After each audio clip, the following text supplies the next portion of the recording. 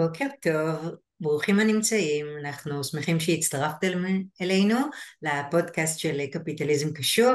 אני ענת כנען, איתי נמצא דוקטור יורם גלי, שמיד אציג אותו. אז מי שלא מכיר אותי, ענת כנען, מומחית בליווי מנהלים בתהליכי שינוי וצמיחה בדרך להצלחה בקריירה. בתהליך אני מכינה גם לרעיונות. אני יועצת ארגונית וקריירה, מרצה ומנחת סדנאות של פיתוח מנהלים ומיומנויות של Power Skills. מספקת לארגונים שירותי HR as a Service, שזה שירות של ניהול משאבי אנוש ב-outsourcing. מגיעה מארגונים מובילים כמנהלת משאבי אנוש, סמנכ"לית, מעל 20 שנה, ומלווה כיום גם צוותי משאבי אנוש. ויש לי את הכבוד לארח את דוקטור יורם גלי, חוקר, יועץ, מרצה ומאמן. יורם הוא יועץ בכיר לפיתוח ארגוני כבר מעל 40 שנה, מפתח ומדריך את אזור הגאונות החדש, מומחה להתנהגות צוותית ומומחה לטיפול ממוקד פתרון. הוא גם מחבר ספר אפקט הצוות שתורגם גם לאנגלית, והיום הוא מתארח כאן כמומחה לאזור הגאונות. של זה אני ראיין אותו. אז בוקר טוב יורם, כמה כיף להיות איתך כאן הבוקר. בוקר מצוין ענת, והמון תודה על ההזמנה ועל ההזדמנות להציג גם את הנושא וגם לחבר את זה לנושא חשוב כמו קפיטליזם קשור. נכון, אז על מה נדבר היום בעצם? הנושא המרכזי זה אזור הגאונות, ואזור הגאונות במשפט אחד זה אותו מרחב של יכולות מבריקות וייחודיות שיש לאדם, שהוא הכי אוהב לעשות אותן ושיש ערך לזולת. כשהתמיל הזה קיים, אז אנחנו מדברים על אזור הגאונות. זה מושג שטבע גיי הנדריקס ב-2009, ובעקבות שיחות שלי איתו, סיכמנו שאני אמשיך לפתח את זה, והיום זה מופיע תחת הכותרת של אזור הגאונות החדש, כמודל. אוקיי, אני מחכה לשמוע פירוט. אז אני אשמח לשמוע איך בכלל הגעת לתחום אזור הגאונות. אז אני אציין איך הגעתי, ציינתי בעצם דרך זה שחקרתי מושגים שונים שעבדתי איתם, גם באופן אישי וגם צוותי, כמו ייעוד, כמו אקס פקטור ואחרים, ומצאתי שאזור הגאונות מכיל, תחשבו על זה, שתי מילים, אזור הגאונות, זה לא משהו אחד, מכיל כמה דברים, וזיהיתי שכמה דברים האלה הם יכולות ליבה לצורך העניין, והמודל עצמו מדבר על ארבעה אזורים, שבעצם האזור הבסיסי, שלוש הראשונים יש לכל אחד ואנחנו מכירים אותם, שזה האזור אי היכולת, אותם אזורים שבהם אדם לא יכול לעשות משהו מסוים, לא יכול כי זה לא מתאים לו, כי הוא לא אוהב, כי זה דוחה אותו, הוא לא מבין בנושא, לא מבין בנושא. האזור השני זה אזור היכולת. אלה דברים שהוא יודע לעשות, עושה אותם ביומיום, אולי הוא לא מתלהב, אבל אין שום בעיה לעשות את זה. אם ישאלו אותי, מבחינתי, למשל, לרחוץ כלים, בין אם אני עושה את זה אצלי בבית או אצל הילדים למען הנכדים, זה באזור היכולת. ואזור המצוינות. אזור המצוינות זה דברים שבהם אני ממש מצוין, אני טוב מאוד, אנשים מעריכים את זה, אני אוהב לעשות את זה, ואני גם מתוגמל על כך. אז עולה השאלה, אוקיי, אם זה כך, מה יש מעבר? ואזור הגאונות זה אותו אזור שהוא מעבר לאזור המצוינות. זה לא רק הדברים שאני ממש טוב בהם, אלא אני מבריק בהם. לא רק שאני אוהב לעשות, אלא אני נהנה, מתלהב. שם יש לי את המשמעות העמוקה לעשות. ומתוך עיסוק של החיבור בין השניים נוצר החיבור למעגל השלישי, והוא הערך לזולת. שכשאני עושה את זה, אז אני נותן ערך מוסף, אני נותן השראה, אני נותן סיוע לאחרים. וואו, זה ממש מסקרן וזה עולם ומלואו, ואני עד היום עבדתי עם הלקוחות שלי על מודל החכה, שעוסק בחוזקות, בכישורים, בהישגים, בחיבור לתשוקה. עכשיו אתה מאתגר אותי לנסות לחבר את זה גם לאזור המצוינות והגאונות. אז אני רוצה ככה לשמוע ממך, אנשים זה הפך טרנד, אנשים מדברים היום על אזור הגאונות. איך אתה רואה את החיבור לקפיטליזם קשור? ואני רק אסביר בכמה מילים מה זה הקפיטליזם הקשור. זו בעצם גישה ניהולית וכלכלית שמבקשת ליצור ערך לכל בעלי העניין. גם תוך הדגשה של משמעות, של ערכים, של אחריות חברתית, של שגשוג ארוך טווח, ויש בה בעצם 4 עקרונות: מטרה נעלה, מעבר לרווחים, גם לתרום לעובדים, לקהילה, לעולם, לשלב את כל בעלי העניין, גם את העובדים, את הספקים, את הקהילה, את הלקוחות, את הסביבה, לא רק את המשקיעים, שהמנהיגות תהיה קשובה, אנשים שיגיעו עם חזון, עם מודעות ערכית, חמלה, ותרבות ארגונית מודעת, שבעצם מעודדים פתיחות, אמון, אכפתיות, שקיפות ויושרה. אז הייתי שמחה לשמוע איך אתה רואה את החיבור בין אזור הגאונות לקפיטליזם הקשור. נפלא. אני חושב שאני אתחיל בזה במשפט שאת אמרת מתוך העיסוקים שלך, במודל חכה, למשל, את משתמשת בחטא מהווה החוזקות. עכשיו חוזקות בשבילי, שזה דבר שעבדתי איתו הרבה, כמושג שיצר מרקוס בקינגהאם, יחד עם מחקרי גלופ, ויצא בספר, גלה את חוזקותיך לפני שנים רבות, מאז המודל עצמו התפתח. אז חוזקות זה דבר אחד, אבל אני אומר, אם אנחנו מסתכלים על היכולות שהן גם משמעותיות וגם מבריקות שיש לאדם, זה משהו שנותן משמעות רבה.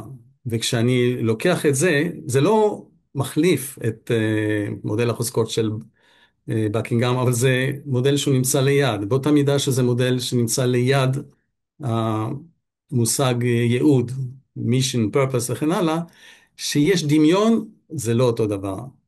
אני לא אכנס להבדלים ביניהם, אבל אני כן אתייחס לנושא של קפיטליזם קשוב. כי אם אנחנו בוחנים, גם בדברים שאת ציינת, את המרכיבים של קפיטליזם קשוב, אז אם אנחנו מדברים על משמעות, אם אנחנו מדברים על מטרת על, אם אנחנו מדברים על תרבות, שמביאה בחשבון את מחזיקי העניין, בסוגריים, אנשים במקומות השונים, אז אנחנו מקבלים זיקה הדדית.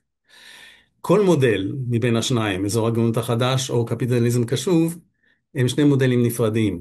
החיבור הוא בזיקה שיש בין השניים. אני יכול לבוא ולטעון שמי שיודע מהו אזור הגאונות שלו, יהיה לו למשל קל יותר להיות בארגון שמפעיל קפיטליזם קשוב. יהיה לו קל יותר, זה יזרום יותר כי זה ידבר אליו. וגם בכיוון הפוך, ארגון שמפעיל קפיטליזם קשוב, אם יום אחד ירצה להכשיר את האנשים שלו, כל אחד בלדעת מה אזור הגאונות, לא רק שלו, אלא גם של אלה שבסביבה שלו, זה יתמוך ויסייע. ממש מרכיבים שהם משותפים ומשלימים, ומבחינת הערכים, המשמעות, הנוכחות אפילו, ככה זה עושה לי חיבור. בואו נחפש עוד נקודות חיבור. אנחנו נמצאים בתקופה של מלחמה, השבתה, אזעקות. האם יש חיבור למלחמה? ואם כן, מה התרומה של תחום הגאונות בתקופה הזו? אז את יודעת, גם מתוך אזור הגאונות שלי, שאני קשוב למילים, אז זה לא שהחיבור הוא של הגאונות למלחמה, אלא של אזור הגאונות. זה אומר בעיקר שני דברים, וכמי שגם היה בעבר מפקד חוסן בגזרת אילת וערבה, ואני מכיר את המושג חוסן, אני יודע לומר שאחד הדברים שיש באזור הגאונות, ברגע שאדם מכיר, זה שהוא בונה. גם אם הוא לא מכוון לשם, הוא בונה את החוסן שלו. אז אזור הגאונות זו דרך לפגוש את המציאות, קל וחומר מציאות כאוטית, סוערת, לפגוש אותו מבפנים. זאת אומרת, אם אני כאדם מפתח את היכולות, לא באופן כללי, אלא ספציפית את היכולות המבריקות שלי, אני יכול להיעזר בהן ולהישען עליהן כשאני פוגש תנאים קשים, כמו למשל בתקופה הזאת. אוקיי, זה כלי נוסף שככה יכול לעזור לנו בתקופה המורכבת והלא פשוטה הזו. כשאני מלווה מנהלים, ואני עושה את זה הרבה, לא מעט מהם מסתכלים על הצלחה ניהולית כהצלחה עסקית. ככה זה מתרגם אצלם. ובעצם המודל שאתה מדבר עליו הוא, אני שמה במרכאות, סוג של מודל רך. א', האם אתה מסכים? ואם לא, איך אתה מגדיר אותו ואיך אתה מסביר את הקשר? כן, אני יודע שיש כאלה שיחברו את זה לשם. ואם אני יכול לצטט את זו שאני מדבר איתה כרגע, שעובדת עם Power Skills, אז Power Skills גם מישהו יכול לבוא ולהגיד שזה דברים שאת עושה, שזה מודל רך. אני חושב ש-Power Skills זה מושג נכון יותר. אני חושב שהיום בעידן שמקבל יותר את התנועה לצמיחה והתפתחות אישית כמשהו שהוא חשוב ומוכנס גם בארגונים, גם בצוותים, גם למנהלים, בעבר אפשר היה לפגוש את זה נניח יותר דרך אימון, כשדיברו על המנהל כמאמן, ולימדו את המנהל מיומנויות אימון כדי שהוא יוכל לפתח, לטפח את אנשי הצוות שלו. אז היום הנושא הזה של אזור הגאונות יכול לבוא ולעשות בדיוק את אותו דבר, בעיניי בעוצמה הרבה יותר גדולה. אני בהחלט מתחברת לעוצמה הזו, ונראה לי שגם זה יכול להוביל לתוצאות שהן ככה יותר טובות. ואני בטוחה שגם אפשר איכשהו למדוד את זה עם ROI ולראות איפה המדד כאן ולאן הוא לוקח אותנו. לגמרי. זה מזכיר לי, כשאני דיברתי פה בפודקאסט על המודל של מסע קריירה מוצלח בעזרת כלי NLP, דיברתי בעצם על הצורך של התאמת המיינדסט, חיזוק האמונה העצמית, כי זה מוביל אותנו בעצם לצמיחה והתפתחות אישית ולחוסן האישי, שבעצם גם אתה מדבר אליו. והיום זה כל כך מתבקש במצב שאנחנו נמצאים בו, כך שזה נראה לי המרכיב המחבר בהתפתחות האישית והמאוד משמעותי. אבל מהאנשים שאני שמעתי שמרצים על אזור הגאונות, הם לא בהכרח מתייחסים לפן האישי של איפה זה פוגש אותם.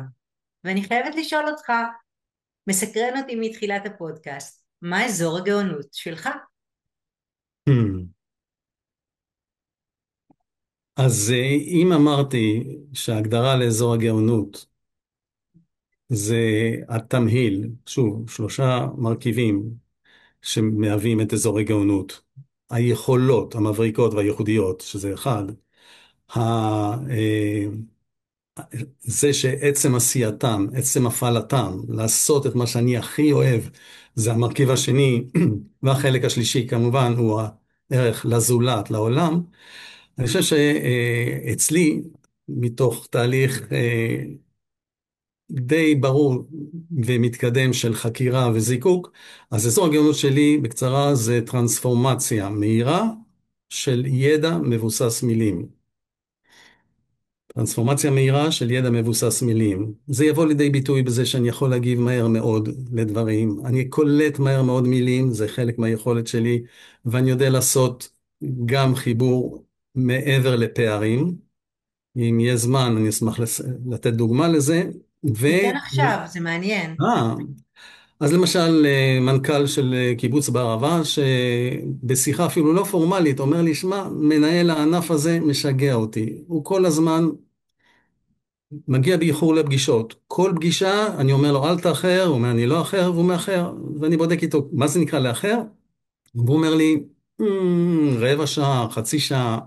אז הבנתי שזה איחור. אני שואל אותו, מה אתה רוצה? והוא אומר, אני רוצה שיגיע בזמן.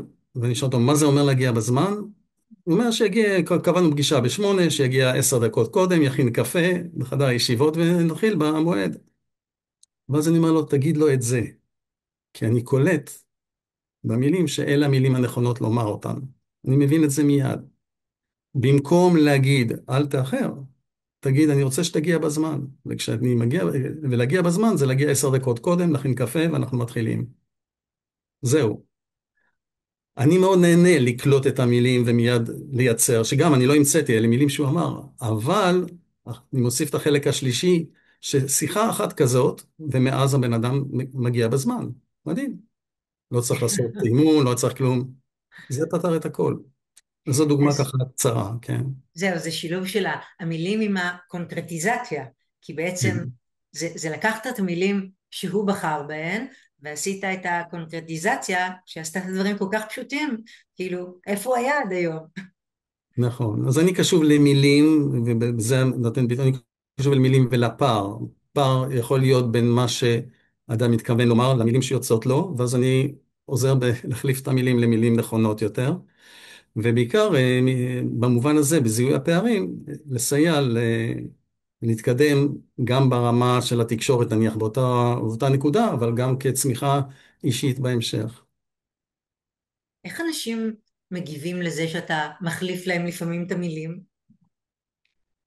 אה, אני לא אומר להם, אל תגיד, תגיד כך, אני יכול להציע. אני לא, אני ככה רואה זה כמו שבכנס, אני נותן דוגמה, בכנס הראשון הבינלאומי שהיה לאימון, שהייתי אחד המרצים שם, הלכתי להקשיב להרצאה אחרת, ובכניסה עומדת דיילת רוח שלכל מי שנכנס, אני הייתי הראשון שנכנס, אבל לכל אחד היא אמרה את המשפט הבא, נא לא לשבת בשתי השורות הראשונות. היא אמרה, הבנתי, התיישבתי בשורה השלישית באמצע, כי רציתי להקשיב טוב להרצאה. אבל הייתי קרוב אליה, וכל פעם כשמישהו נכנס, היא אמרה לו בול את אותו משפט. וראיתי שלאט לאט יש פקק. ואנשים מתחילים להתווכח איתה, למה? מה קרה? שומרים את זה למישהו וכולי? אז ברגע מסוים קמתי, שאלתי אותה, סליחה, איך קוראים לך? היא אמרה לי, חני, אני יכול להציע לך? במקום להגיד, נא לא לשבת בשתי השורות הראשונות, תגידי, נא לשבת מהשורה השלישית ואילך. הפקק נעלם. הפקק נעלם. כשיצאתי מההרצאה, רק אמרתי לה תודה על ההקשבה, היא אומרת לי, שמע, אתה לא יודע כמה שזה עבד. ואני חושב שהדוגמה הזאת היא לא במובן של לתת ניסוח חיובי, כמו מה שנקרא היום התפיסה, התקשורת החיובית וכן הלאה, אלא ללכת על דברים שהם אפקטיביים. אז לדברים כאלה אני מגיב, זה רציתי להגיד, זה לא יעבור לידי בלי שאני אשים לב לזה. נפלא. זה נשמע כל כך מתבקש, שבאמת אפשר להתחבר לזה בשיא המהירות, וזה אפקטיבי, זה באמת מוביל תוצאות. אז אזור הגאונות שלך עובד. אבל אם אנחנו מדברים על מנהלים ועל ארגונים, אז לאיזה קהלים או ארגונים בעצם זה מתאים? תראי, הנוסחה הראשונה תהיה הזמנה לבוא ולהגיד את המשפט הבא, זה מתאים לכל אדם. המשפט השני יהיה, זה מתאים לכל אדם שיש לו עניין בהתפתחות אישית, צמיחה אישית וכן הלאה. אם עדיין לחלק את זה לקבוצה משנית, אז בדרך כלל מהניסיון זה יתאים לאנשים צעירים, אני אומר את זה חצי סטריאוטיפית, אחרי צבא, שאומרים, אוקיי, אלא אני מתחיל את החיים, לאן? אז הם יכולים לשאול את עצמם מה הייעוד, הם יכולים לשאול את עצמם לאיזה כיוונים וכן הלאה, הם יכולים לשאול את עצמם, וזאת תהיה הזמנה, מה אזור הגאונות שלי? ואז זה מהווה קונטקסט לבחירות שהם יעשו. כי שם הם חזקים, שם הם נהנים, וכמובן העולם מרוויח מזה. לגמרי. אוכלוסייה אחרת תהיה, אני לא רוצה להגיד בדיוק בקצה השני, אבל כמו בדיאגרמת U, אנשים מבוגרים יותר, ותיקים שכבר עבדו, נהנו מהעבודה שלהם, עשו דברים טובים שהם, והם מרגישים שמשהו חסר. מרגישים שמשהו חסר. הם יכולים להתבטא ולהגיד משהו כמו משמעות. עבורם לחפש ולמצוא ולנסח את אזור הגאונות, זה, זה יהיה קהל שעבורו זה מאוד משמעותי ויותר כדאי. אני יכול להגיד שאם יש מסר מהבחינה הזאת, זה א', ידע כל אדם מהו אזור הגאונות שלו, ברגע שהוא ניסח את זה, עכשיו שימשיך לטפח את זה, לחיות את זה. אני יודע שאני עושה את זה כמעט בכל רגע, כן. זה מרתק, ואני ממש מתחברת, כי אני פוגשת בעיקר את המנהלים והאנשים שכבר עשו כברת דרך, והם מרגישים פתאום באמצע החיים שמשהו חסר, והם רוצים לעשות משהו אחר, והם לא כל כך יודעים מה, ואנחנו מפצחים את זה.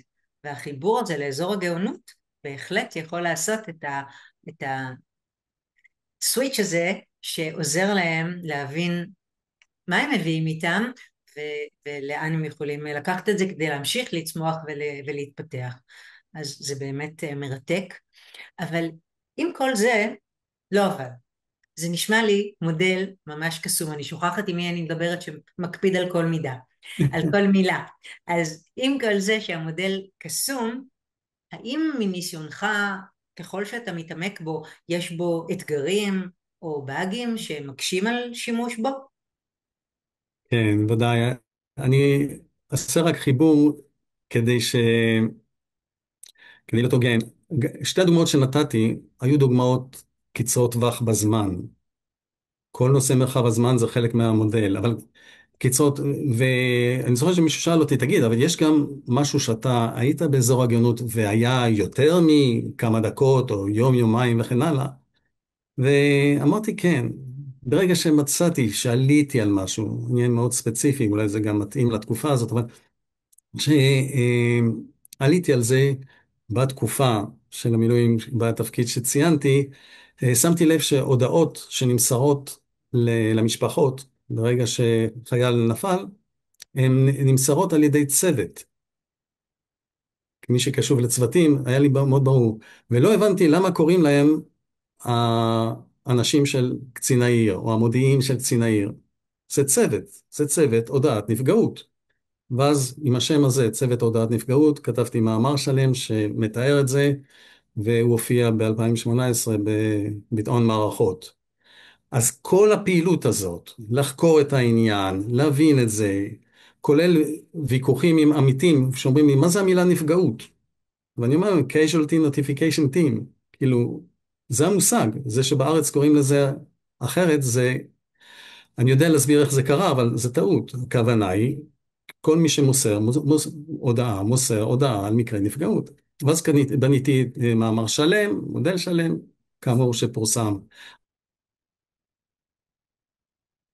אז זאת פעילות שמאוד אהבתי, הייתי באזור הגאונות, אז לא ידעתי לקרוא לזה כך, במהלך של כל העשייה הזאת, והתוצאה הוא מאמר שבצניעות, לא, לא בצניעות, שבגאווה אני יכול להגיד שזה המאמר הראשון והיחיד שעוסק בהודעה כאקט של צוות, לא כאקט של אדם.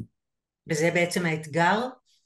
לא, אתה יודע, אז האתגר הוא קיים מובנה בתוך אזור הגאונות. דיברתי על זה שיש מעבר מאזור המצוינות לאזור הגאונות. במעבר יש חסם. יש חסם. לצורך העניין, מקבל את השם חסם הגבול העליון. וזה חסם דו-כיווני. זה גם חסם שמעכב מאנשים לעבור מאזור המצוינות לאזור הגאונות, וגם כשהם כבר נמצאים באזור הגאונות, החסם הזה עוזר להם לחזור חזרה. להיות או באזורים האחרים, אבל בעיקר לחזור חזרה לאזור המצוינות. החסם הזה מורכב משני דברים, אני אגיד את זה בתמצית. אחד זה מנגנון הרס, שאדם פשוט כאילו אומר, אם ניקח את השיר של דם יזע ודמעות, what goes up must come down, שהגלגל מסתובב, יש עליות וירידות, יום אסל, יום באסל, כאילו, רגע, למה? מי אמר? למה לא יום אסל, דבש, ועוד יום דבש מהבחינה הזאת? למה צריכה להיות עלייה וירידה? למה התנודתיות הזאת היא מחויבת? והרעיון הוא לראות איך מקסימום זמן, במהלך היום, במהלך השבוע, אנחנו נמצאים באזור הגאונות. זה מנגנון הרס זה אחד, והדבר השני זה 4 אמונות מקבילות. ששוב, מי שטבע אותן זה גיי, אבל מצאתי שמה שהמיוחד והמאפיין, הוא לא מדבר על זה, זה שאלה אמונות מגבילות מלהיות באזור של הצלחה, באזור של היי, לא אמונות מגבילות רגילות אחרות שאנחנו מכירים. אחת מהן זה האמונה המקבילה של החשש מלהעיר יותר מדי. אם אני אבוא עם לא האור שלי, עם לא יכולות, אם אני אהיה בקדמת הבמה, אני כאילו שם צל על האחרים. זאת אמונה מקבילה, היא לא נכונה. האמונה הנכונה תהיה, אם אתה בא עם כל האור, גם אנשים אחרים מאירים. וואו, זה רעיון נפלא, ממש התחברתי, וככה לפני שאני שואלת אותך את השאלה המסכמת, האם יש לך עוד שאלה קטנה שאתה היית מוסיף, שחשוב לך נאמר מאוד להתייחס אליה ככה, לשאול ולהגיב? אני חושב שאחד הדברים שמצאתי, שזה מחסום לפעמים עבורי, זה שכשאני אומר, פוגש אנשים, ואני אומר להם, מזכיר את אזור הגאונות, יש בדרך כלל שלושה סוגי אוכלוסייה.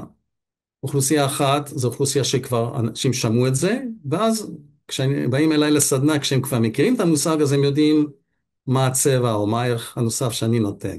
אבל הם כבר מכירים את המושג, הם חיים איתו. יש כאלה שזה נתפס אצלם כמו שאת ציינת, סוג של Buzzword, איזושהי מילה משהו שאתה על הכיפאק בו, בלי לרדת לרזולוציה של מה זה אומר בעצם אזור הגאונות, ששם שווה. אני חושב, האתגר הקשה שאני תמיד מחפש איך לעבוד איתו, זה כשמישהו אומר לי, זה לא בשבילי, אני לא גאון, אני לא איינשטיין. עכשיו, זה קטע שאני עדיין מחפש איך לעבור. אני יכול לספר שפעם פגשתי, כשעבדתי על הדוקטורט בספרייה באוניברסיטת תל אביב, אדם שהיה אחראי על האבטחה והשמירה והבקרה של מי שנכנס ומי שיוצא. אני אומר, מעבר להבטחה זה המרכיב של לראות שהסטודנטים נכנסים ולא אנשים אחרים, ולעזור לכוון בכניסה. ומכיוון שנכנסתי לשם כמה וכמה פעמים, למדנו להכיר אחד את השני, היינו מדברים, ואז יום אחד הוא מרשה לעצמו להוציא את הסמארטפון שלו, והוא מגלה שבזמנו הפנוי הוא צייר. עכשיו, אני מציין את זה כי הרבה פעמים אזור הגאונות נמצא בדברים שאנשים לא שמים בפרונט. והוא מראה לי תמונות משוחות בצבע, תמונות אבסטרקטיות, שאני נדהם, שעושה וואו.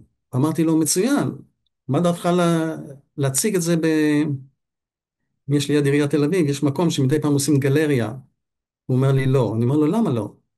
אני לא פיקאסו. הרג אותי. נכון, אתה. זה לא ציורים של פיקאסו, אבל כאילו להשוות למישהו שנחשב גאון, עושה הפחתה. ציורים נפלאים שאני מקווה שמאז הוא כן. אז אוקיי, אולי נרוויח, אולי עוד נרוויח. טוב, ונשאר לנו ממש זמן קצר. אם תוכל לסכם בו בנקודות קצרות, מה אתה רוצה שהמאזינים ייקחו מכאן?